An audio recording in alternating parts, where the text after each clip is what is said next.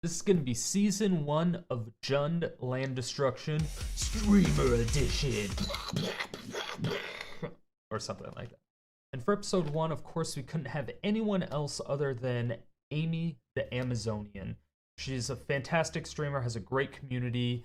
You can see her on Twitch, Twitter, YouTube, and catch her on her Discord whenever you are available. Links are down below. So this is the deck I actually donated to all the streamers. Let's go ahead and just take a look. So the majority of our cards are all 4 mana costing cards. Those are going to be the most important, the ones we want as soon as possible, but also want later on in the game at the same time.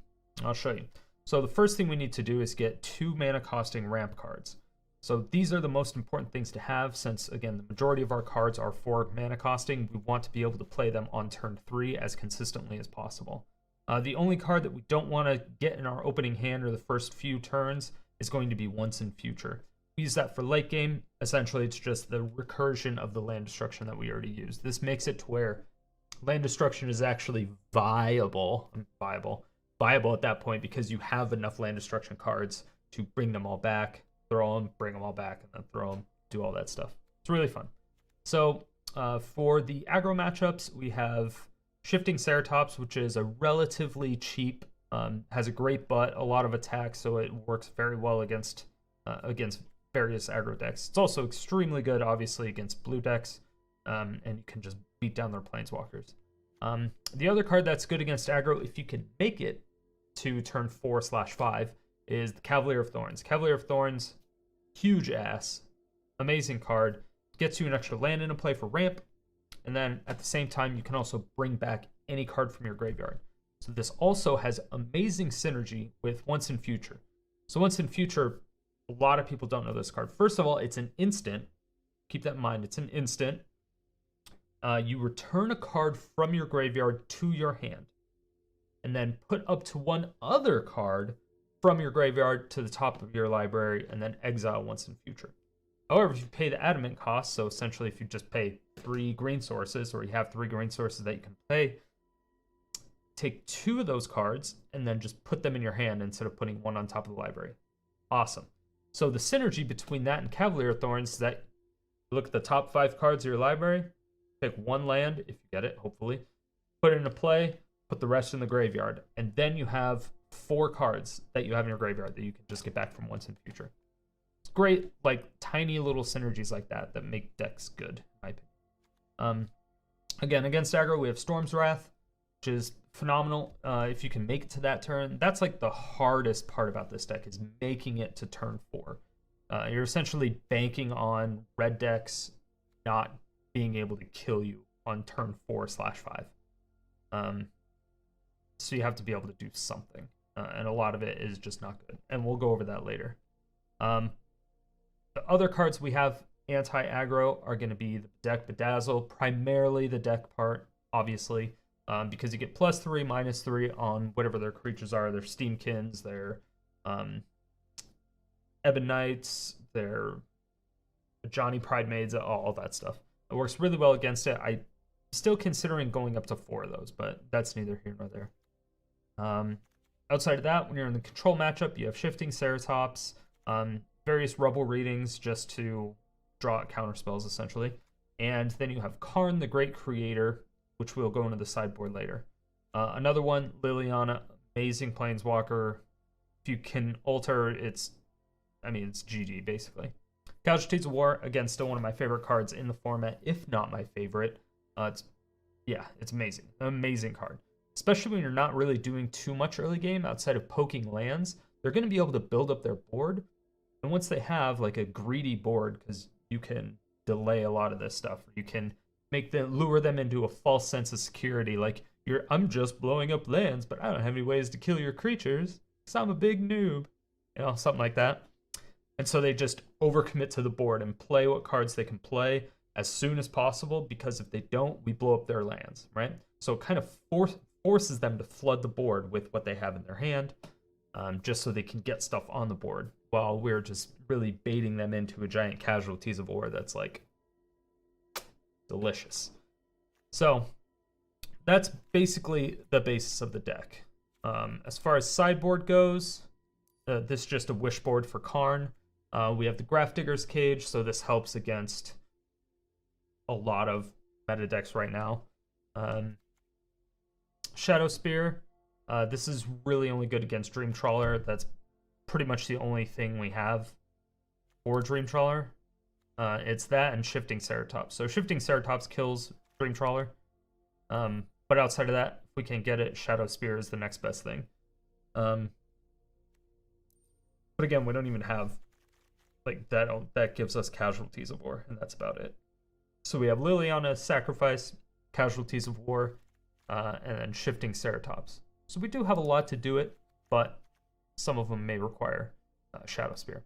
One Vertebrae. I just think this is a really fun card, and it's just an artifact that I needed to find. I just needed to find another artifact. And I was like, ooh, it's like a colorless Once in Future. It does shuffle up to 5 cards, so if the game is a super late game, which it should never go this long, but if it is, that would be a good card for you to have. Wishclaw Talisman, severely underrated card when you have Karn out, and if you can actually protect Karn. So if you end up wiping their board, throwing a Karn down, they have like 1 or 2 lands left, you can get a Wishclaw Talisman, and you can get something from your library, whatever you want, and then they get control of it, but they can't activate the ability because Karn says activated abilities of artifacts your opponents control can't be activated.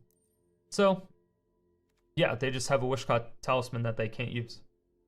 Just plain and simple. At that point, you can destroy it again with Casualties of War, and then you can bring it back with Once in Future, which has some tiny synergy there as well. I don't know. I pick out these little tiny things. I'm like, ooh, this would be a really fun 1 in a million type of opportunity, you know? But it's still funny. Sorcerer Spyglass, that's really just necessary in various situations. Whether you need to lock out planeswalkers, whether you need to lock out a specific creature, whatever is going on, or artifact or enchantment, any of that stuff. Yeah, those are just good cards in general. Entrancing Lyre, Lear? Lyre? I think it's Lear. Either way, so what we do with this is that we just tap a creature. So it makes it so it can't block or attack, as long as this stays tapped. So the good thing about this is that if it's one of those like Knight of Ebon Legions where they keep getting +1/+1 counters or they keep buffing themselves, you tap it at the very beginning, you can, and then it can get all those 1/1 tokens, but it doesn't force this to then become untapped. This just stays tapped every time, no matter what it gets to. The next one is going to be Bolus the Citadel. I try to make this work, but it really doesn't work that well. We don't have any life gain, so it's kind of just It's funny for the memes. You'll get a combo here and there every once in a while, but not very frequently. Embercleave, this one is also in there for the memes, but I've actually done some really cool stuff with it. Godpharaoh Statue, amazing card in any land destruction deck because they literally can't play anything, even if they have, 2 lands out. If they have 2 lands, they can't do anything. They have 3, again, they can barely do anything. At that point, it's pretty much GG. And if we still have a Karn out, and then we get a Godpharaoh Statue, then make Godpharaoh Statue a creature after we get the Embercleave, and then all of a sudden, we got a 6/6 Embercleave. Well, a 7/7, sorry. 7/7 Godpharaoh Statue with double strike. It's a sweet combo. Meteor Golem, that's just kind of generic. That's what you need. You need a Meteor Golem from time to time just to blow something up. Great Henge, this was actually a very good card as well to wish for by Karn, because when Karn makes this a real creature, it's a 9/9, which is extremely powerful. That's a big boy. But primarily, we use it for the life gain. So adding the 2 life, this is really easy to get out when you have a Shifting Ceratops or one of the Cavaliers in play. Makes it super easy. Last one, Stonecoil Serpent. Again, it's really just there for protection of multicolored, so you can't bounce it with Teferi. There's very Mortify or whatever, any of that stuff. It just can't touch it, so it's really good. It's very situational. It can be a chump blocker for a big creature that doesn't have trample. That's fine too. as long as it's obviously 2 colors. But that is the general premise of the deck. Basically, we just make people surrender. So the main win condition is people surrendering, using Karn to wish out artifacts and then attacking with those artifacts. Cavalier of Thorns, still a great win condition. They're still big boys. Liliana, also a great win condition with the creatures. And then typically it's just the surrenders from the land destruction. So really, Rubble Reading and Casualties of War are the true MVPs of this deck. Let's go ahead and get right into it and see what Amy the Amazonian has in store for us.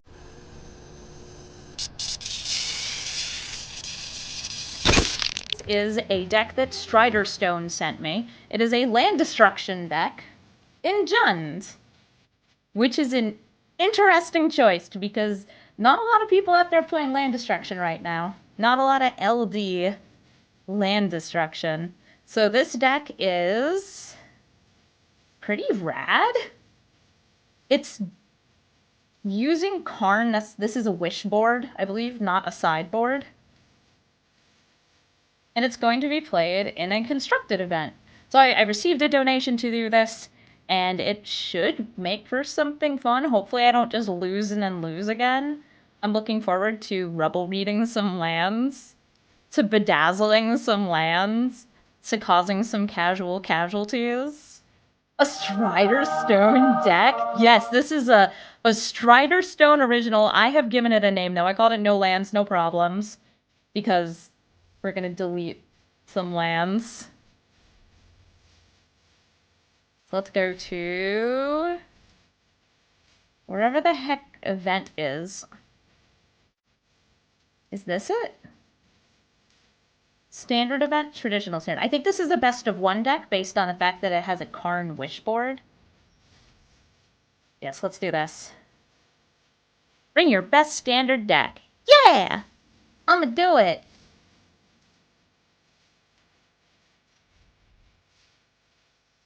Let's do this.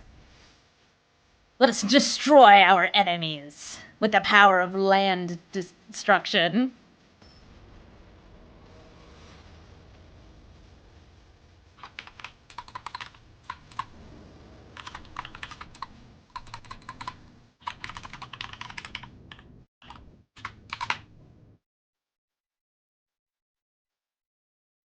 Have ever played the pile in a standard event? I have not. Alright, the once and futures aren't gonna do much early, but I do have a turn 3 Rubble Reading here, so I'm gonna keep this. Crapper against mono red. I feel like this might be a moment of suffering versus aggro. How you doing today? Doing alright. Please help. You like land destruction? I like deleting all lands with things like Fall of the Thran and Armageddon. This is more of like, remove one land at a time. As much as I would like to Rubble Reading them, I think killing a Steamkin is better business.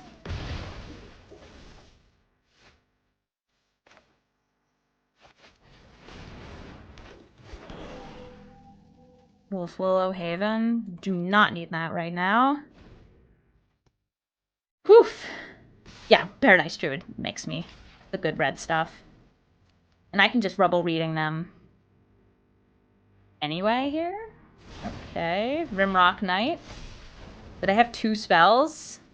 No, they had 2 spells! That's okay.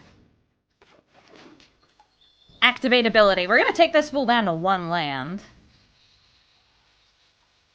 Yes, Ponza decks. Way back when.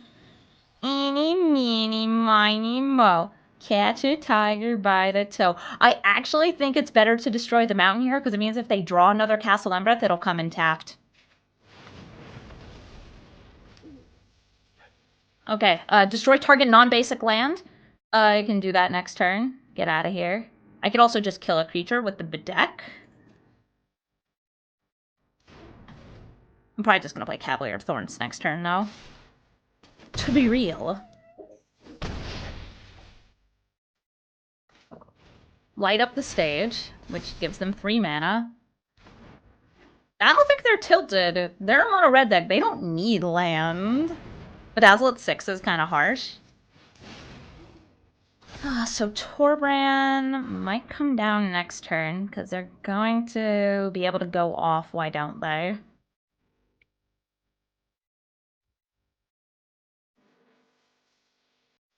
You play lands in Legacy?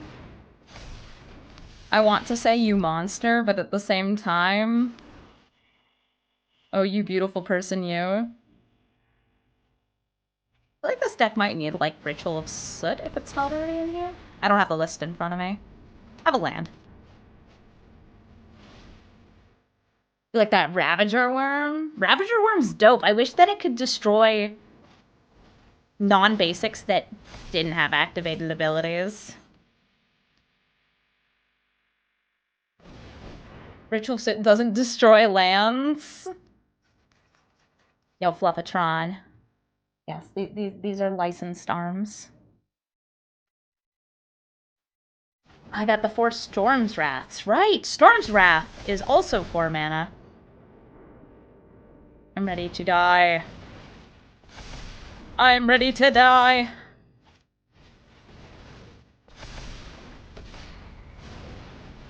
You may notice, though, we did not hit a second red here.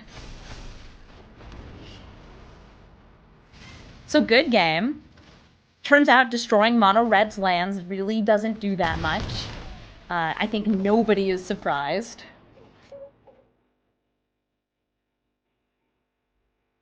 I wonder if Cryda Cardinarium would be valuable in this because mono red is so, let's say, popular. An unfortunate matchup? Yeah, let's try again.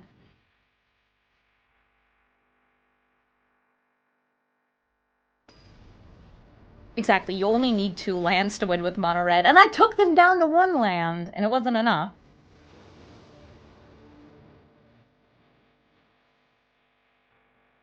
Alright, I've got ramp on turn 2, but only 2 colors, nothing to return from graveyard. I'm gonna mulligan this list. Keep this, drop a lily, and cross my fingers. Flame Sweep could help against aggro. Flame Sweep could help. It would kill the Paradise Druids, but, like, that's fine. That's it. Pry would also kill the cat, if the cat can't be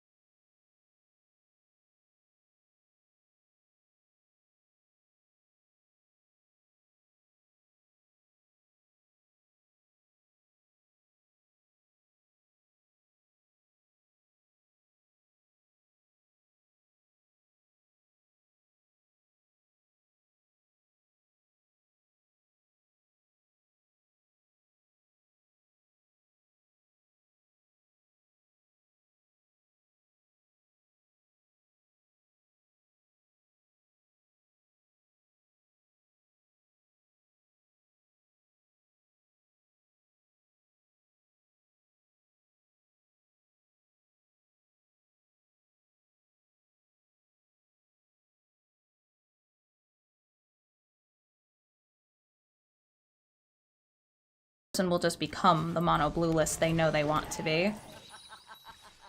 I'll protect Liliana. He probably deserves it. And every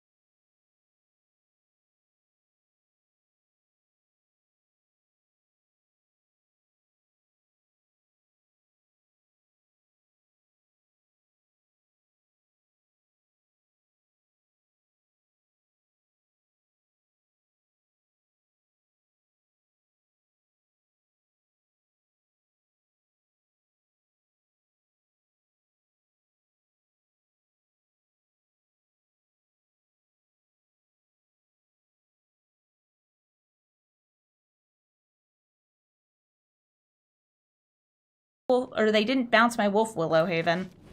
So I guess I'm gonna destroy their Temple of Enlightenment. Scry again. Storm's Wrath? No. With Shifting Ceratops? Absolutely.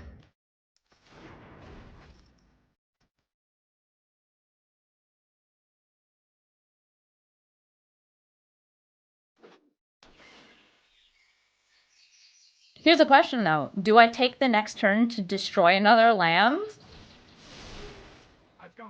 Or do I Ceratops and... Oh, I can't even kill Teferi. He's too big. Yeah, I'm smushing their land. What's scarier, blue or green? I think the green is scarier from this. But I am potentially one turn away from Bedazzling, which I would be able to hit their Temple of Plenty. I like every blue. No, green? Blue gives them the filtering and the card draw, so I'm gonna go for the blue. I like how nobody says white, because we all know it's not white. Delete island. Island is illegal. I like how they're like, wait a minute, I'm sorry, 3 rebel ratings? Yes, please. Island has been deleted. Well, that's too white anyway. Yeah. Nice white mana. What are you, a Selesnya deck? Ha ha ha ha ha! Oh ho ho ho ho!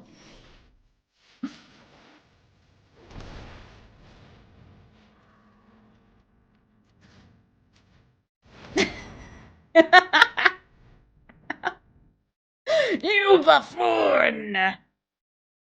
You dare bring your deck to this event. Being terrible.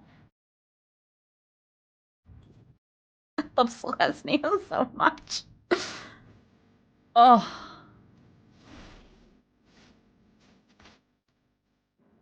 Y'all, I gotta. It's just so funny.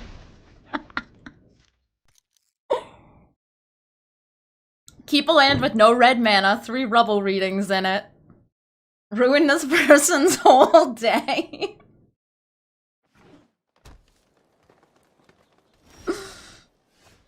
Alright, I'm gonna get chillin' with the Lilin. I think it's good to save the Ceratops as like a surprise, I eat your Teferi sort of thing. They even hit ramp. They had a turn 2 growth spiral. You think you would have rage quit at this point? Oh, it would have been reasonable. Aw, they're gonna glass casket the zombie? I sworn you saw Teferi a minute ago? No, you didn't. Teferi is illegal.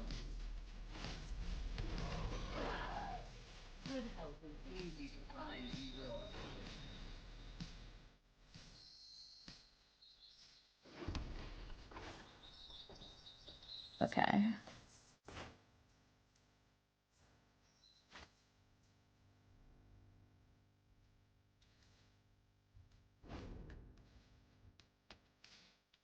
Yeah, I'm gonna bring back 2 rubble readings for next turn.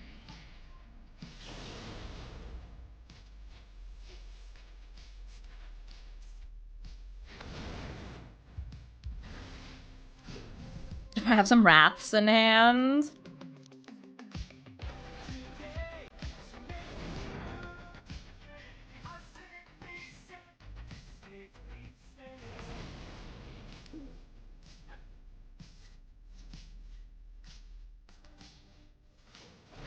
I'd like to apologize to everyone watching.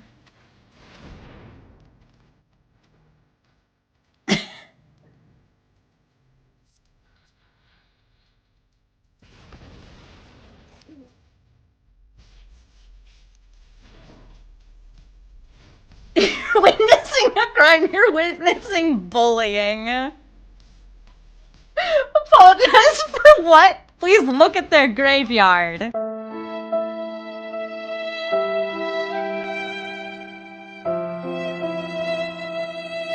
I have destroyed so many lands. Is this a real deck while I'm playing it? This is Strider Stone's Jund land destruction deck. So what happened there is I had early ramp. I was on the play and I had 3 sequential land destruction cards in my hand. So I was able to keep my opponent from doing like anything. I had a good draw. I was able to get my red mana. Definitely not perfect. This hand has a scry on turn 1 and has the potential to kill a creature on turn 2. It's okay. It's tough because like a lot of this deck is on the high end of the curve. I'm gonna have to just scry to land. Can you get a deck list? If you type ! deck, you should be able to find it. But it's not. This is not my deck list. This is Strider Stone's. He's another content creator who kindly donated to make memes become more than just dreams. It's a swamp. Mono Black Devotion?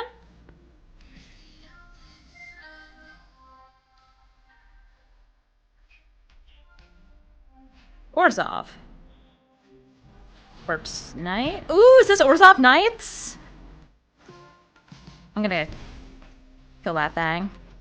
I know I could wait, but I want to kill it now. They could have some weird buffs or protective spells. I don't know. I don't know what they have. T-Pose EDH deck? I've played with Ladies Looking Left.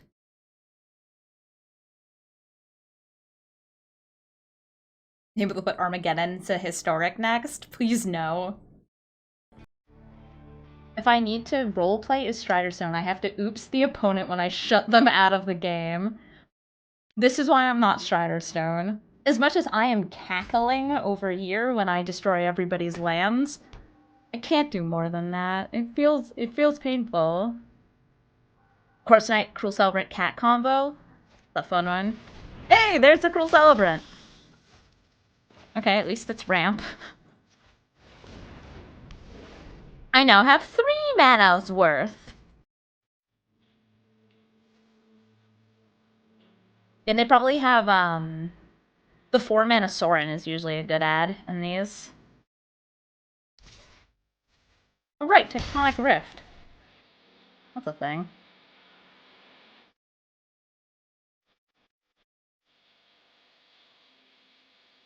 You can only enjoy magic.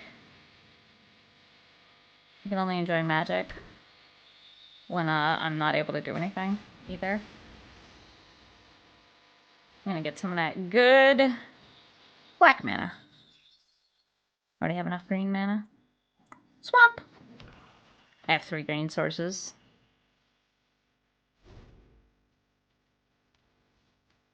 Pick another land, we can Cavalier. If we don't, Rubble Reading. I could also once in future my Fabled Passage back into my hand. Like an adult.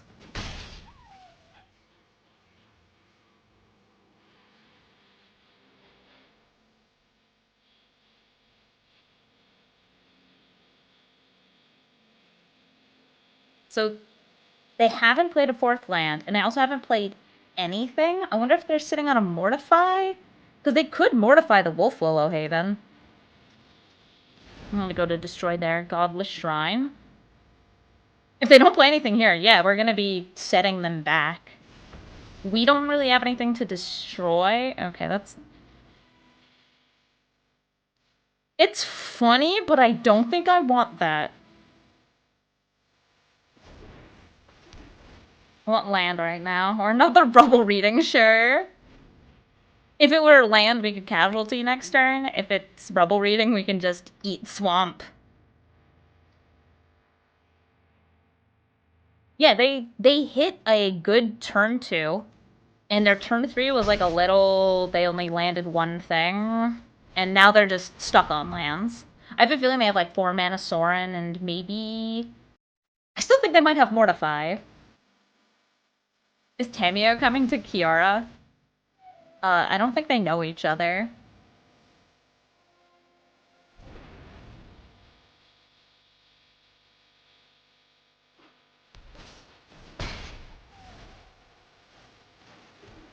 Okay.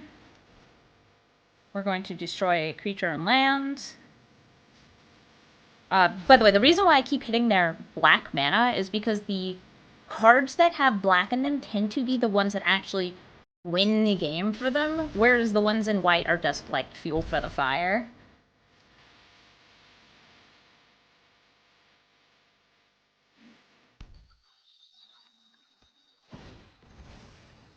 So far what we've seen from this deck is, aggro hitting its curve is just gonna body us. But hey, we can party hard like this.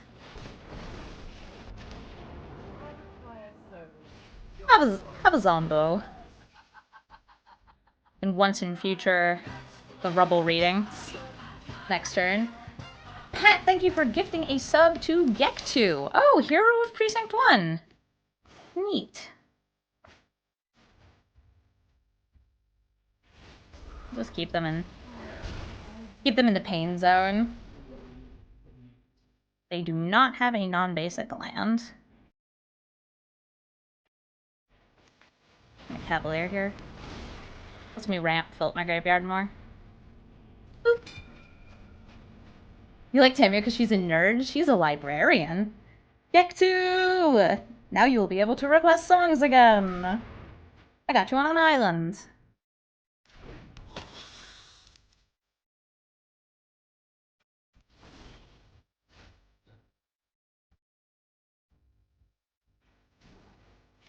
Can't wait till Liliana ult and then casualties everything they kept on the board. Not even moving towards that.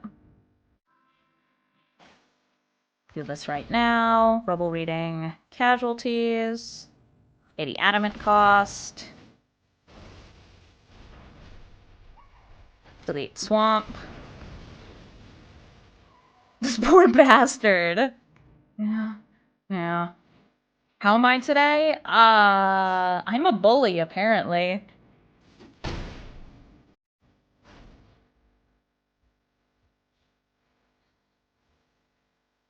not sure why they haven't conceded.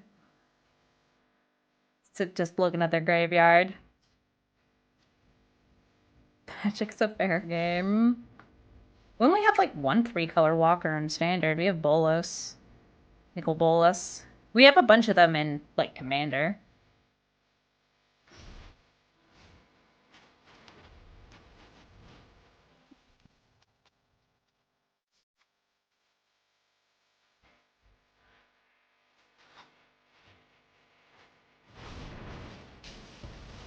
Bro, I'm sorry.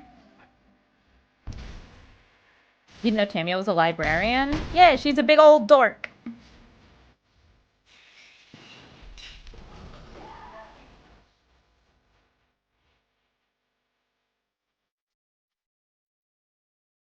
A very dramatic game? You mean the one where I just hit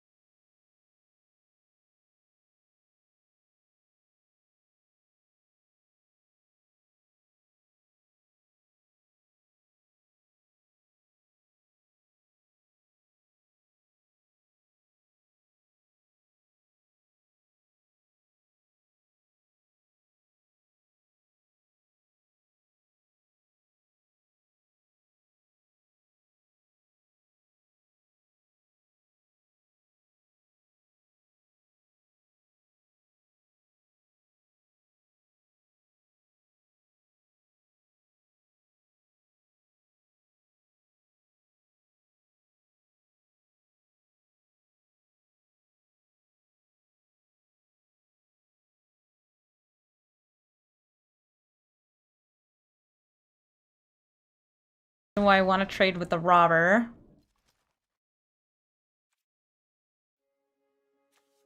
Need to not die. Because they're still going to be able to play things otherwise. Temple of Malady. Cavalier next turn does check out for me. 2 rebel ratings in my hand. Whee! Hi, Anax. What's this? My buddy Alias just went through the point of playing a blue-white control mirror. Why? Why would she do that to herself and to her viewers? Let's go for a red source. An actual, genuine red source. Red mana acquired.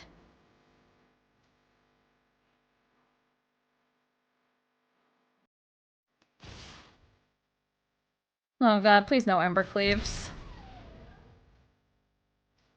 My poor body can't take it. I have to block Anax, or they will have lethal.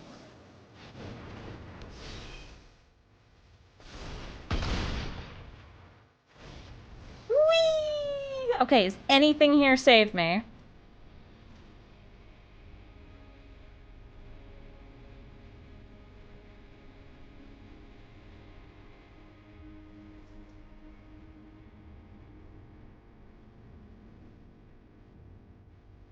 None of these do it. Trying to decline.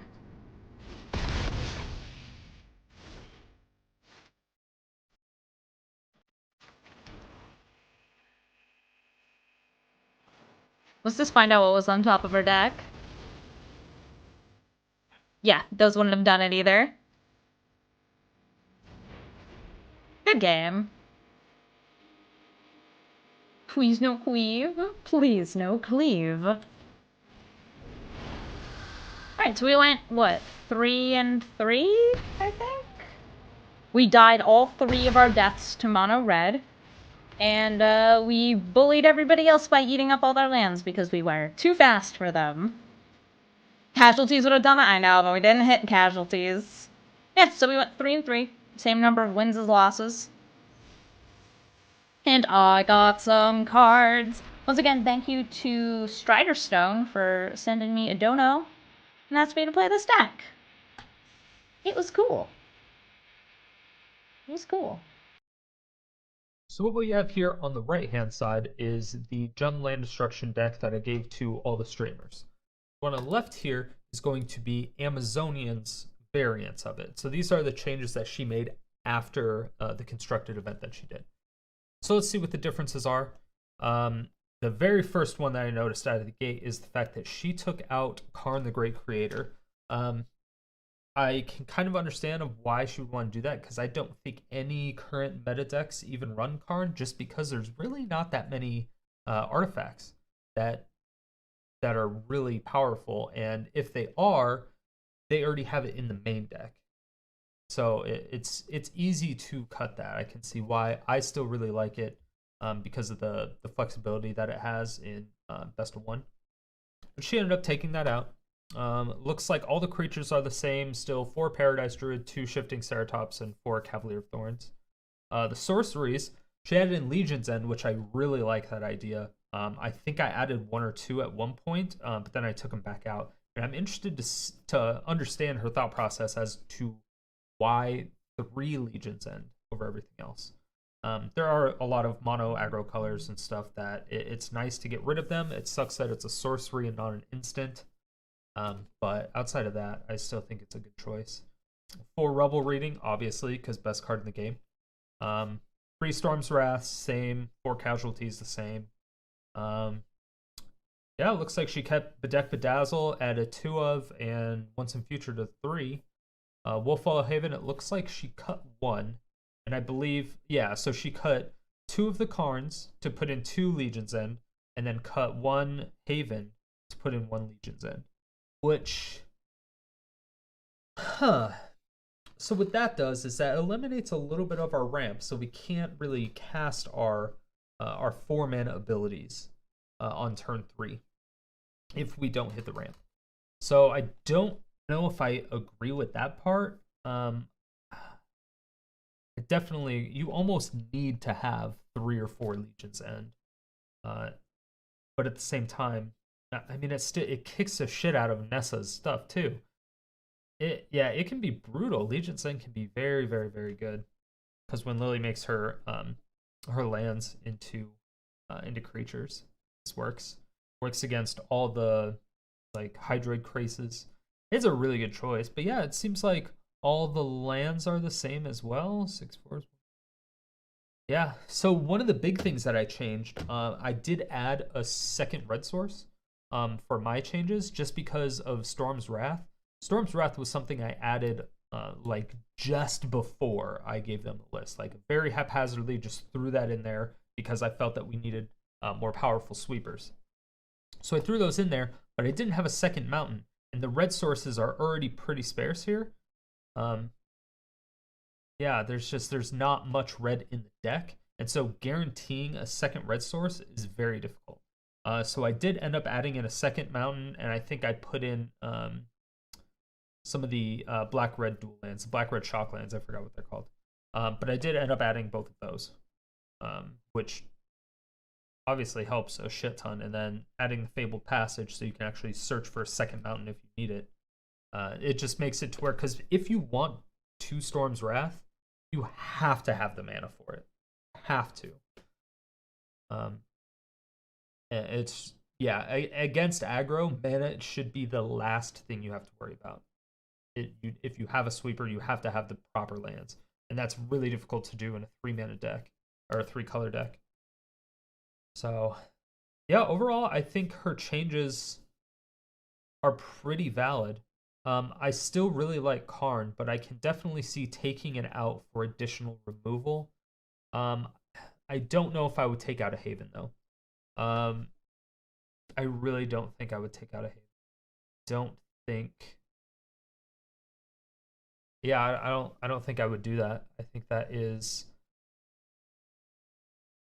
could be a mistake. Getting the... Yeah, if anything, I would add more ramp. We do have the 4 Paradise Druid and Havens, but Paradise Druids a lot of times end up being a blocker more than anything else. Shifting Ceratops, I think, is still a great card in this deck. Yeah, so pretty light on the changes, which is actually really surprising. I really like the fact that as a fellow master of jank, that Amazonian didn't actually have too much to change with the deck. That's actually really good. So I like that. Only, let's see, yeah, removed 1 card, added 1 card as far as new card to the deck. So I'd say that's pretty good. Yeah, what changes do you guys think you'd make in all of this? Make sure to try both of them. I'll leave the links to the decks below. But make sure to try all of them, and then let me know what decks you would change. And I would really like to give them a try, because I'm doing the streamer ones, and I think if I did like viewers or people that are commenting on the YouTube with their links of it, I think that would be super sweet. I could do like a whole separate video on those. That would be very interesting. You guys should do that. All of you out there should do that. But yeah, outside of that, thank you guys so much for watching, and I will see you in the next video. Yo, what up, YouTube? Yeah, we going here, Strider. Come on. You didn't really think that I was that type of person, did you? Thank you everyone so much for watching. I really do appreciate it. If you were even a little bit entertained by this video, please make sure to let me know down below. And if you have anything that you would like to see next, go ahead and leave that there too. And make sure to check out my live stream 5 days a week, every day except Sunday and Thursday. Stream times down below.